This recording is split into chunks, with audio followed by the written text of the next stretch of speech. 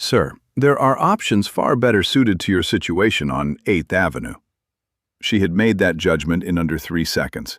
3 seconds, and a decision that would cost her everything she had spent the last 6 years building. She didn't know it yet. He did. And what he chose to do with that knowledge, in the next 40 minutes, is the part of this story I need you to hear from the very beginning. He had one rule he lived by. Work hard, love your child with everything you have, and trust that the world will eventually make room for a man who does both. He was 35 years old. He still believed that. Most days. Logan Hart had landed at JFK at 9:47 that evening, 2 hours delayed out of Chicago O'Hare, held on the tarmac by a storm that nobody predicted and everyone was simply forced to endure. He'd been moving since 5 in the morning, 3 back-to-back investment meetings in the Loop, half a granola bar eaten standing over a bathroom sink. A full morning of numbers and handshakes and careful language, the kind of day that leaves a person technically present in every room and genuinely present in none of them. At 2:15, his phone had rung. Aubrielle's school. Stomachache. Needed pickup. The only person available was their neighbor, Miss Betty, 71 years old, sharp as a tack, warm as a wood stove. Miss Betty had gone and gotten Aubrielle. That part was fine. What Logan discovered at the baggage carousel, reading back through his messages, was that at 6:14, while he was somewhere over Pennsylvania, Miss Betty's youngest daughter had gone into early labor. Miss Betty was already at New York Presbyterian.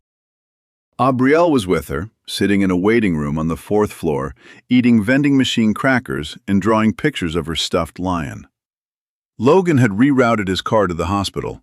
He'd picked up his daughter, held her while she finished her crackers, and answered 4 questions about how babies were born as honestly as he reasonably could at 11 o'clock at night in a hospital hallway. And then, with Aubrielle asleep on his shoulder and no sitter available, and their house in Scarsdale 40 minutes north, he had made a decision. Tonight, he thought. It's tonight. He had been planning this visit for 6 weeks. A room reserved under his holding company, Meridian Holdings, LLC, appearing nowhere on Rivers Hospitality Group's public record. Standard mystery guest protocol. 7 visits in 11 months, 7 different properties.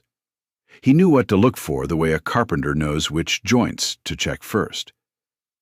What he had not planned for was Aubrielle.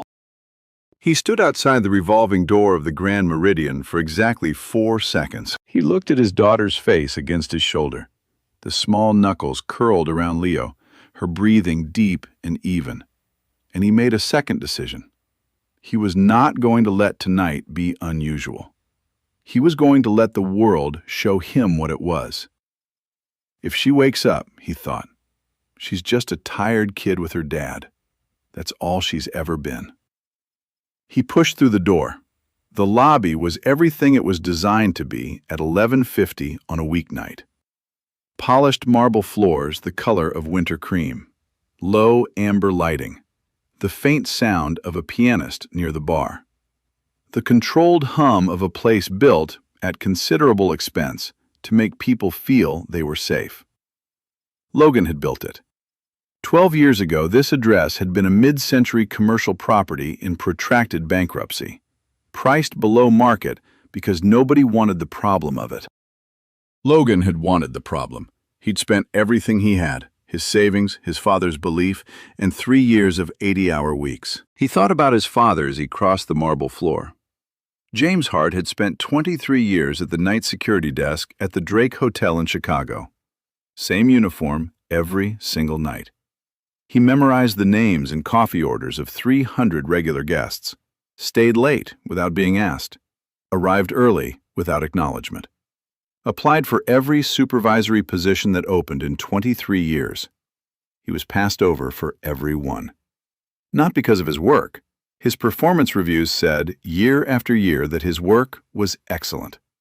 But someone had looked at James Hart from a certain angle and made a quiet, unspoken decision that certain doors were not meant to open for certain people, regardless of the sign above them.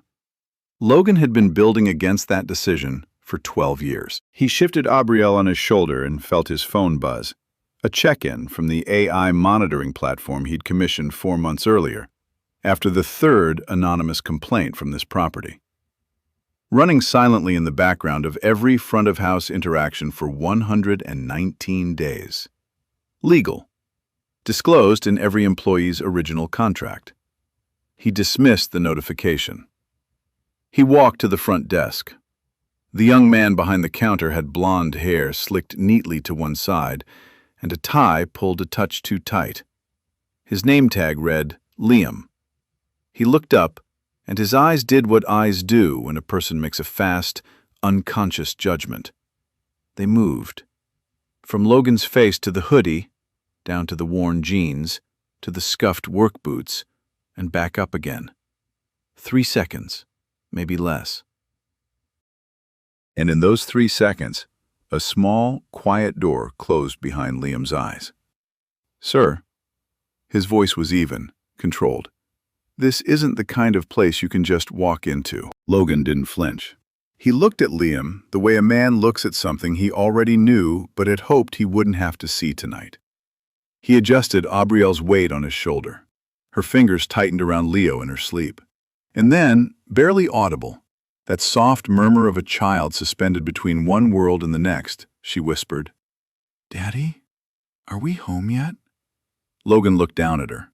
His jaw was set, but his eyes, when they found her face, held something weathered down to its truest form, the way wood is weathered down to grain. Something that no amount of long days or delayed flights or lobbies that closed their quiet doors could reach.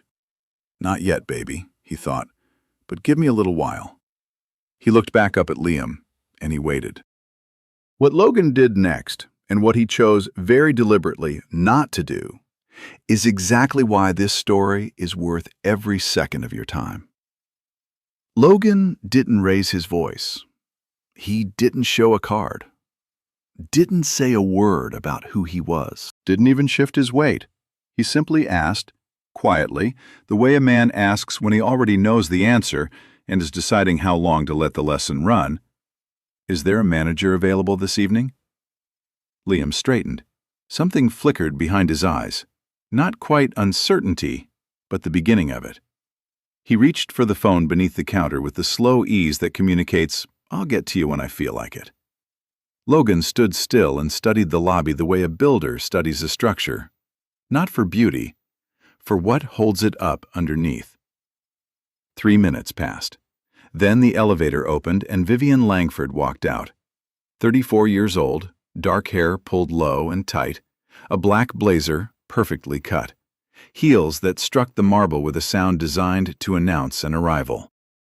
She stopped 3 feet from Logan. Not 2, 3. "Is there a problem?" Professionally neutral in the way that costs something to maintain. "No problem," Logan said. "I'd like a room for the night. My daughter and I have been traveling since 5 this morning." Vivian's gaze moved to Aubrielle, still half asleep, one hand curled around Leo, then back to Logan. "Do you have a reservation?" "I don't. We're fully booked. I checked inventory 40 minutes ago. You have 11 available rooms." Something moved across Vivian's face, quickly controlled, but not quickly enough. "Our remaining availability is allocated to loyalty tier guests and pre-approved walk-in accounts." She folded her hands. "I'm sure you understand." "I understand. What's your name?" "Vivian Langford, General Manager." "Thank you, Vivian." 2 words and then the specific quality of silence that comes after them. Vivian read his silence as acceptance and turned slightly. But then she paused, and in that pause, made the kind of mistake people make when they feel entirely certain of their authority. She turned back. Her voice dropped to the controlled low tone people use when they want their words to land without being officially on record. "I'll be direct with you. A man carrying a child into a luxury hotel at midnight, no reservation, no luggage." Her eyes moved over him once more. "This isn't that kind of establishment. I'm sure there are options better suited to your situation on 8th Avenue. Logan held her gaze. Behind him, the revolving door turned. Richard Harrington walked in. Tall, dark blazer, the kind of watch that announces itself without trying. His wife Eleanor followed, cashmere coat over one arm. No luggage, no reservation. Still unknotting their scarves as they reached the desk. Liam's posture changed before the Harringtons were fully at the counter. Shoulders lifting, chin coming up, a smile assembling itself with speed and warmth entirely absent 3 minutes ago. "Mr. Harrington, welcome back. We actually just had a cancellation. Let me pull something up for you right now." No hesitation, no 3-minute wait. Logan watched without expression. The shoes, the register change in Liam's voice. Vivian standing 3 feet away, saying nothing, allowing the contrast to exist the way people allow weather to exist. Naturally occurring, nobody responsible. Richard's eyes moved briefly to Logan, careful. Recalculating. Then back to the desk. Eleanor didn't look away from Logan. Then Aubrielle woke up, not with a start. She surfaced slowly, the way children do when they feel safe enough to let sleep release them at its own pace. She lifted her head, blinked at the lobby ceiling, and looked directly at Vivian. Children have a talent for arriving at the exact center of a moment. "Why did the man at the desk help those other people right away?" she said. Not accusing, just asking, in the way 8-year-olds ask things adults have trained themselves to stop noticing. "But you came all the way down here and you're still not helping my dad?" "Sweetheart, your father and I are just having a conversation." "I know," Aubrielle said. "I heard it." She glanced at Logan. "Daddy, what's 8th Avenue?" Logan almost smiled. Almost. She looked back at Vivian. "If the hotel doesn't want to help people who are tired, why are you still working here?" The lobby went very quiet. Liam had stopped typing. The Harringtons had gone completely still. Derek Hale had drifted to within 6 feet of Logan, broad-shouldered, absolutely still, the kind of stillness that is not passivity, but the precise opposite of it. In his face, Logan saw something he recognized from a photograph his mother had kept for years. His father, in uniform, while something behind his eyes was doing something else entirely. The private war between conscience and the cost of conscience. Logan's phone buzzed once. The monitoring system. Red flag alert. Transcript already dispatched to Alexander Hale's secure archive. He closed the notification. He sat down in one of the lobby chairs and placed his phone on his knee. Vivian watched him settle in like a man who had nowhere else he needed to be, and something behind her composure went sharp. "Sir, I need you to—" "I'd like to stay right here a few more minutes," Logan said pleasantly, "if you don't mind." "Show me," those eyes said. "Show me exactly how far you'll go." Vivian's jaw set. She turned to Derek Hale. "Escort them out." Derek's hand moved toward Logan's arm, stopped, hovering. An inch away. The lobby held its breath. Liam Brooks stood there and watched it all happen. He knew what was happening was wrong, but he didn't say a word. So what do you think? Does Liam deserve a second chance? Or was his silence in that moment enough to lose it? Drop your answer below. I have a feeling you're not all going to agree. Derek Hale's hand stayed where it was. Not on Logan's arm, not quite. Hovering, an inch away. And in that inch lived 8 months. 8 months of drafting emails to the board and sitting with his cursor on send, then closing the window. 8 months of constructing, with the careful logic of a man who has a daughter at Howard University and a mortgage, the perfectly rational argument for waiting just a little longer. Someone else will say something first. No one had said something first. "Derek, I said escort them out." Derek lowered his hand. He stepped back, 1 step to the side, so he was no longer positioned between Logan and the exit, but simply standing there, arms at his sides, communicating clearly to everyone in the lobby. "I am not moving this man anywhere." "What are you doing?" "Standing here, ma'am." Logan looked up at Derek. Didn't say thank you. just held eye contact for a half-second and gave the smallest nod. The kind that passes between two people who have recognized something in each other below the threshold of language. Then Logan reached into his hoodie pocket and withdrew his phone. "Before anything else happens," he said, "I'd suggest you call the corporate emergency line. Tonight's on-call contact for the ownership group." Vivienne produced her own phone, held it so the speaker faced outward, the gesture of a woman who wanted witnesses to her confidence. 2 rings. Vivienne. Measured, low, precise. Alexander Hale, chairman of the board, 62 years old, a man for whom midnight calls had ceased to be unusual around his 45th year. "Alexander, I have a situation at the flagship. A man presented himself without a reservation and is declining to leave after being informed—" Vivienne. His voice cut through hers, not loudly, just finally. "Stop." She stopped. "The man standing in front of you is Logan Hart. He is the founder and sole owner of Rivers Hospitality Group. He personally owns the Grand Meridian and every other property in this chain, all 47 of them." The lobby did a strange thing then. It didn't erupt.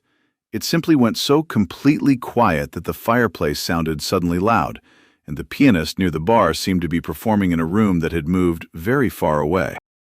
Vivienne's face went the color of someone who has just understood, all at once, the full accounting of what they have done. Not just tonight. Every quiet decision, every confident sorting of who belonged and who didn't, suddenly attached to consequences, in a lobby full of witnesses she had personally assembled. Vivienne was, by every measurable standard, very good at her job. Revenue margin up 11% in 2 years, 4 consecutive positive performance evaluations. This is the trap institutions fall into when they measure outcomes without examining the means. Her blindness, the certainty that a tired man in a gray hoodie was a liability rather than a guest, was not incidental to her management style. It was structural to it. Her numbers looked good precisely because the full cost of that filtering never appeared in any quarterly report. What undid her was not being caught doing something secret. She had been doing it openly, in a public lobby, because she had never once been given a reason to believe it was something she needed to hide. That is the most unsettling part. Not the cruelty, the certainty. "I received the monitoring alert at 11:15, Alexander continued. "I've read the full transcript. Every courtesy is to be extended to Mr. Hart and his daughter immediately. We'll speak at 8 a.m. HR has already been notified." The call ended. Vivienne's phone hand dropped to her side. Liam was staring at the marble counter with the focused intensity of a man who has decided that if he simply does not move, he might become less visible. Logan stood up slowly. He set Aubrielle gently on her feet. She was fully awake now, holding Leo in both arms, looking around the lobby with the calm attention of a child who has learned to read a room by reading her father's body first. "I want you to understand something," he said to Vivienne. "Nothing about tonight was a trap. I come to my properties without announcement because I want to see what's real. I've seen what's real tonight. There's been a miscommunication. I had no way of knowing." "No," Logan said. Not harshly, just honestly. "There was no miscommunication. You made a series of very clear choices, and I watched you make every single one of them." Vivienne's mouth opened, closed. She turned, the pivot barely perceptible, toward Liam. "I came down because you called me. I handled the situation based on what you reported. Any misunderstanding at the point of intake would fall under front-of-house protocol. Clean, practiced, the kind of blame transfer that does not happen for the first time in front of witnesses." Aubrielle tugged on Logan's sleeve. He bent down. She had never understood the point of whispering. "Daddy, is she trying to get that young man in trouble so she doesn't have to be in trouble?" Logan looked at his daughter for a moment. Then he straightened. He looked at Liam, the expression of a person seeing clearly, perhaps for the first time, what kind of water they have been drinking. He looked at Derek, still standing to the left, completely unmoved. He put his hand gently on top of Aubrielle's head. "Hold on to Leo," he said. He reached into his pocket and pulled out his phone one more time. "I want to show everyone in this room something. What was on that phone, and what Derek Hale had been quietly building for 8 months, was about to change every calculation in that lobby. And Vivian Langford was about to make one final move that nobody would ever forget." Logan walked to the concierge monitor on the east side of the lobby. He didn't ask permission. He produced a small HDMI adapter from his jacket pocket, the same one he carried in every carry-on, because Logan Hart had learned a long time ago that the one thing you aren't prepared for is always the thing that matters. While Aubrielle had been in the restroom, he'd made one call. Marcus, his IT director, on call. The credentials were already configured remotely. He connected his phone, typed a short passphrase. The screen changed. A dashboard, time-stamped entries, color-coded flags, audio waveform indicators. At the top, Rivers Hospitality Group, Dignity Monitoring System, Grand Meridian Property Report.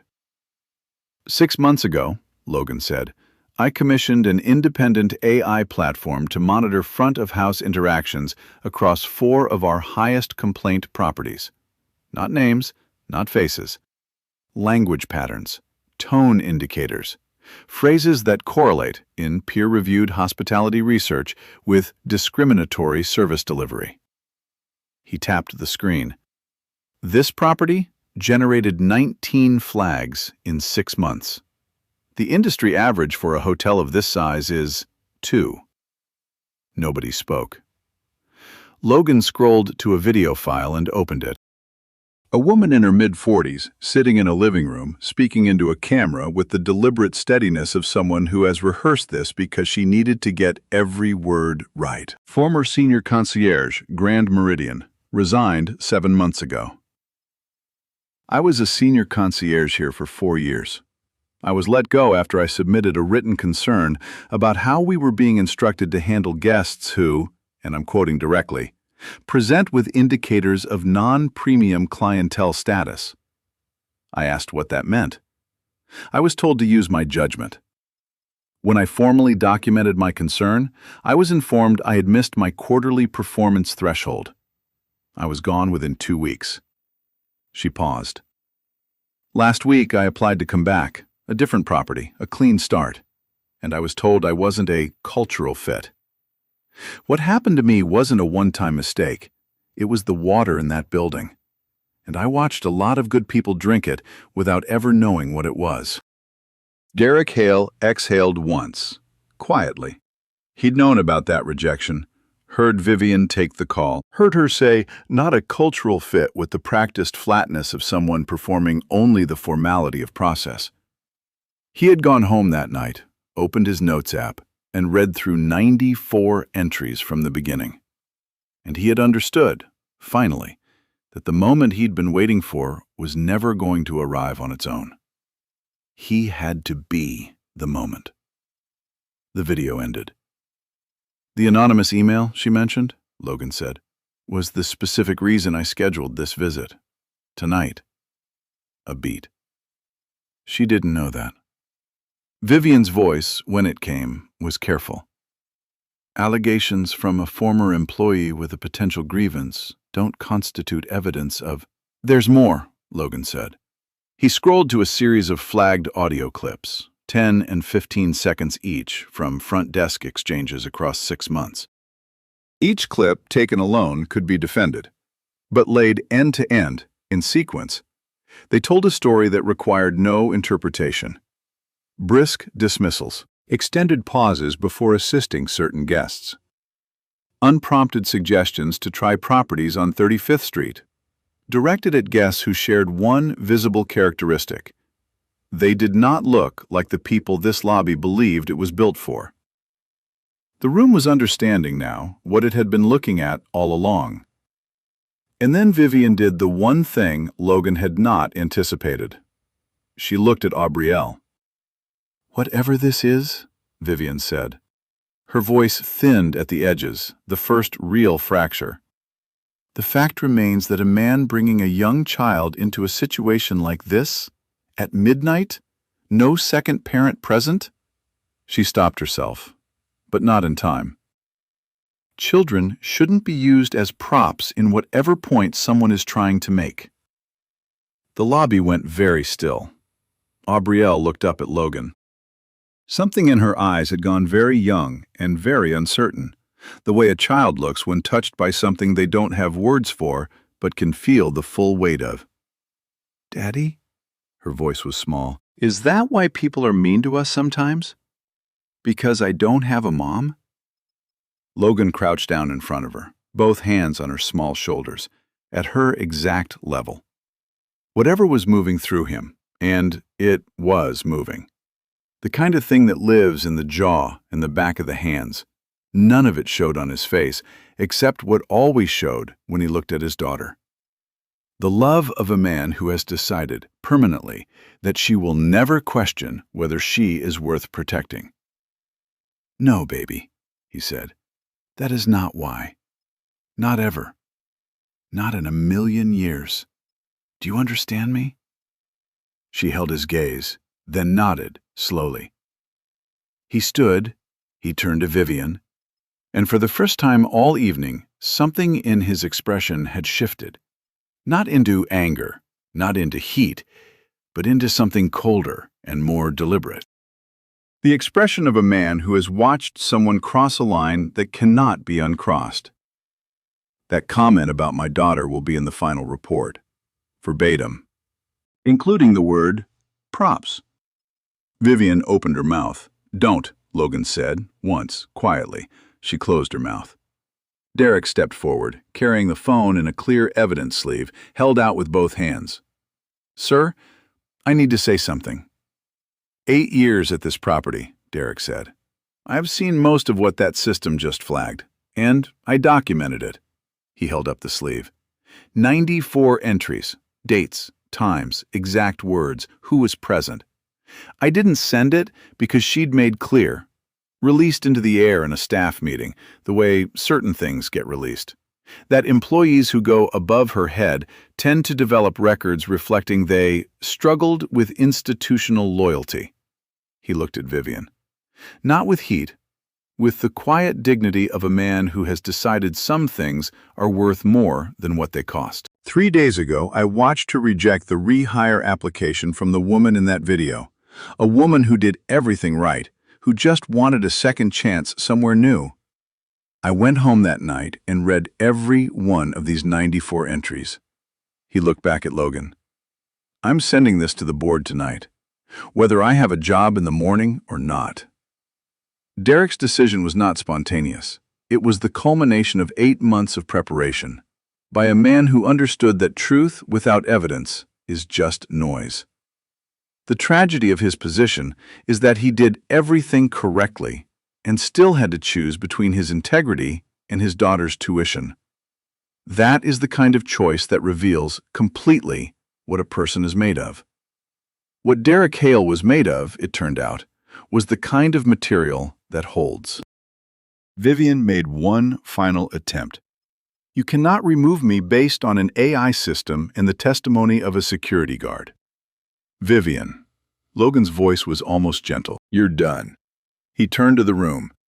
"Vivian Langford is terminated, effective immediately." He raised his phone. "Marcus? Yes, now. All systems. I'll debrief at 8. He lowered the phone. "Her access will be offline within the hour." He looked at Liam. 30 days of values retraining, starting Monday. It isn't a punishment, it's a door. What you walk through it to become is up to you." Liam nodded, eyes red at the edges. Logan looked at Derek. "Thank you for what you did just now, and for every night you wrote it down when it would have been much easier not to." Derek stood a little straighter. Aubrielle tugged on Logan's sleeve and held Leo up like a small appeal to reason. "Daddy, can we please go to sleep now?" "Despite everything, because of everything." He smiled. "The real one. The small one with a crinkle at the corner of his eye that Aubrielle had been able to tell apart from the polite one since she was 3 years old. "Yeah, Bug," he said. "We can go to sleep now." But before Logan and Aubrielle reached the elevator, he turned back one final time. And what he said next wasn't only about one hotel or one fired manager.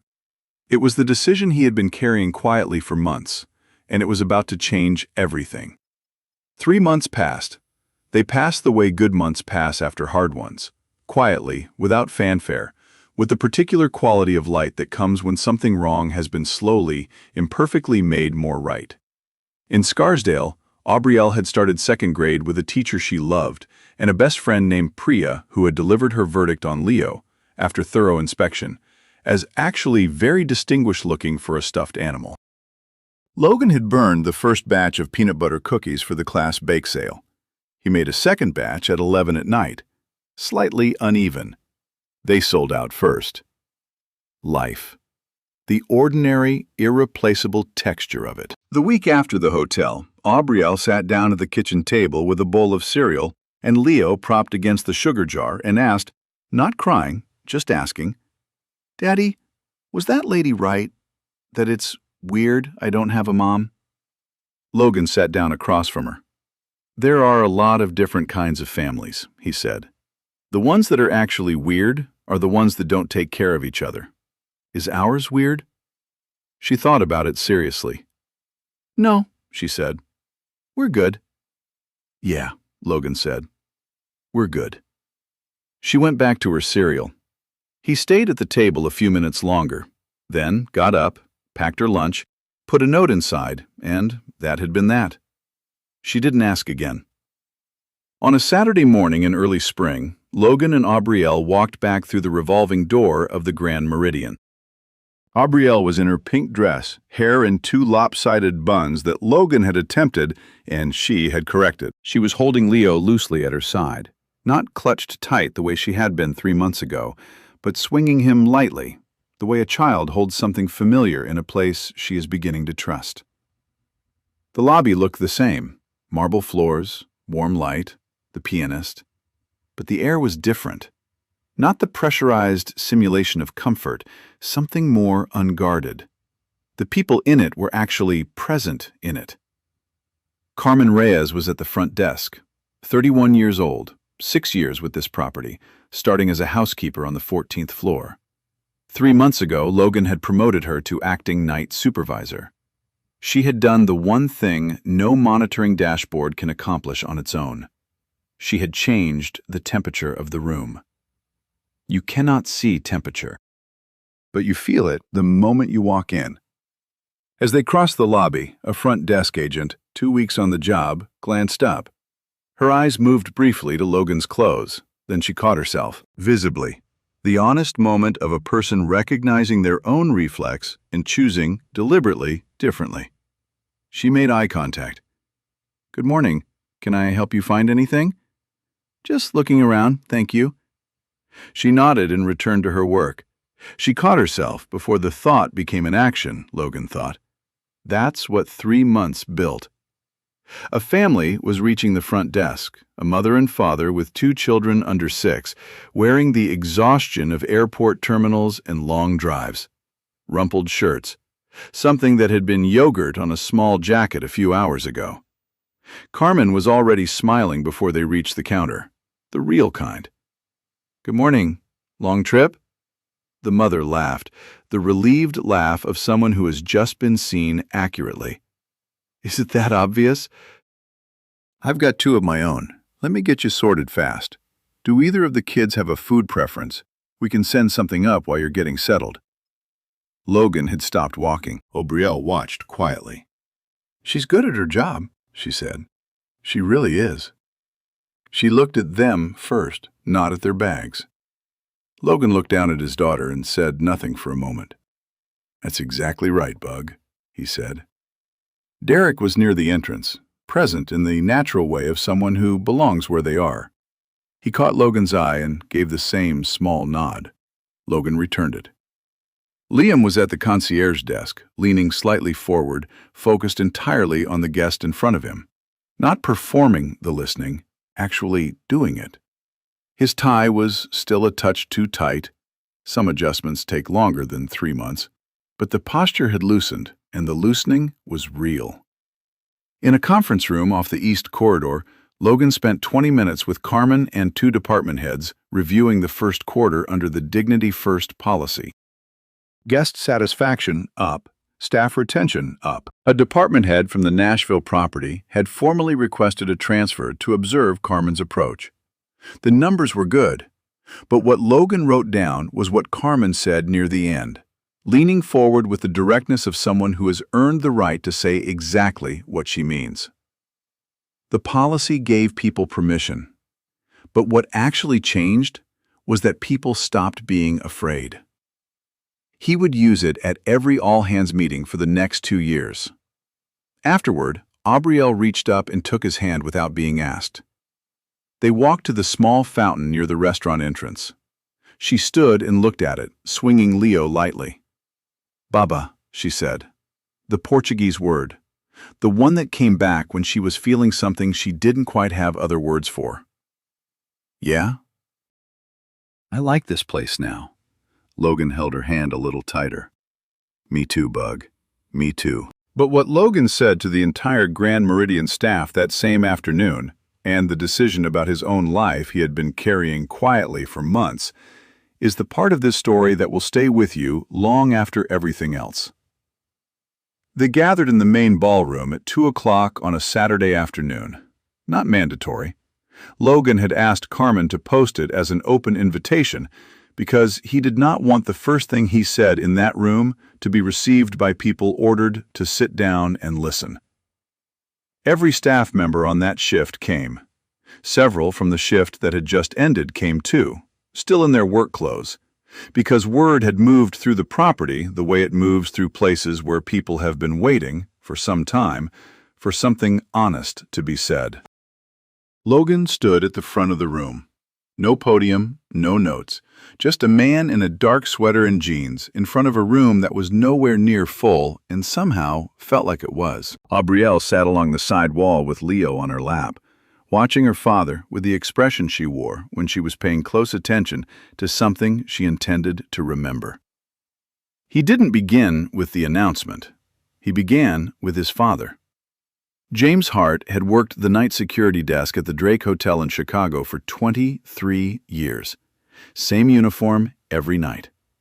He memorized the names and coffee orders of 300 regular guests, stayed late without being asked, arrived early without acknowledgement, applied for every supervisory position that opened.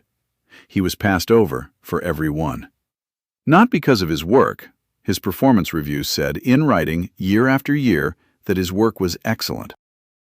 But someone had looked at James Hart from a certain angle and made a decision, quietly and without ever saying it aloud, that certain doors were not meant to open for certain people, regardless of the sign above them, regardless of 23 years of excellence in the same uniform. "I called my father from a construction trailer in Newark," Logan said, 12 years ago, December. 37 degrees. I had $37,000, everything I had, and a business plan I'd been rewriting for 2 years. I told him what I wanted to build. He paused. He was quiet. Then he said, "Build it so that nobody who walks through that door has to earn the right to be there first. Walking in should be enough." He looked around the room. The housekeeper in the 3rd row, the bellman near the far wall, front desk agents, kitchen staff, maintenance crew, security team. 3 months ago, I walked through the front door of this building and understood within 5 minutes that we had not built that. Not here. He didn't soften it. What happened that night wasn't one person's failure. It was the product of a culture, a set of expectations, transmitted without being written down, about who deserves what before they've spoken a single word. That culture ended that night. The numbers from the past 3 months tell me it is not coming back. Logan Hart had been preparing this speech for 35 years. He had watched his father absorb 23 years of invisibility, and absorbed it too, silently, thoroughly, permanently. He had not turned that pain into bitterness or armor. He had turned it into a question. What kind of place do I want to build? Then spent 12 years attempting to answer it honestly. What he said next was not a business decision. It was an inheritance, passed forward instead of back. I also want to tell you something personal, Logan said. He looked at Aubrielle. I've been operating CEO for 11 years. For 4 of those years, I've also been a single father. I have not always gotten the balance right. I've taken conference calls during bedtime stories, missed school events, been in the wrong city on evenings that mattered. He paused. My daughter has never once complained, which is, if I'm being truthful, the most accurate review I have ever received. Warmth moved through the room, the kind that happens when something true and tender lands with precision. Effective immediately, I am stepping out of the daily operating role. I will serve as strategic advisor to the board. He looked around the room one final time. The incoming CEO joined this company 18 years ago as a housekeeper. She raised 2 children on her own while working every position between that floor and the executive suite. She has never once, in 18 years, treated a person differently based on what they were wearing when they walked through a door. A beat. She is going to be exceptional, and she already knows where to find me. The smallest pause. Scarsdale, he said, probably still trying to fix that porch swing. The room came apart, gently, completely, the way rooms do when something real has just been said inside them. Afterward, Logan and Aubrielle stood by the fountain. He crouched to her level. You doing okay, Bug? She thought about it seriously. I think so. Daddy, will you really be home more? Like, actually? Yeah, like actually. She looked at Leo, looked back at her father, gave one slow, satisfied nod. The nod of a person who has reviewed the evidence and reached a verdict. Then she reached up and took his hand. They walked toward the revolving door, and Logan looked back at the lobby one final time. Carmen, at the front desk, laughing with a guest. Derek, near the entrance, present in the way of someone who finally belongs where he stands. Liam at the concierge station, leaning forward, all the way listening. I built it, Dad, he thought. Finally. I think I actually built it. The revolving door turned. Fifth Avenue opened around them. Cool, unhurried. The city moving forward, indifferent to everything except the next moment. And Logan Hart walked out into it, his daughter's hand in his, a stuffed lion swinging between them, heading home. This story teaches us something most people learn too late. The way you are treated in the first 30 seconds of entering a room, before you speak, before you prove anything, reveals everything about the culture of that place. Not the decor, not the price on the door, the culture. So, here is something worth carrying with you. Next time someone in your life, a son, a grandson, a neighbor working 2 jobs, gets looked past because of what he's wearing or where he came from, don't just feel the injustice of it. Name it out loud to him. Say specifically, I saw that, that was wrong, and it says nothing about who you are. Those 11 words cost nothing. But to a man who has been quietly doubting his own worth, they can be the difference between giving up and going back in. Logan Hart had his daughter. Not everyone does. Be that voice for someone. These narratives were crafted by real individuals who care deeply about truth and fairness. AI helped organize and enhance readability, ensuring the powerful takeaways about kindness, accountability, and human resilience reach and impact audiences worldwide.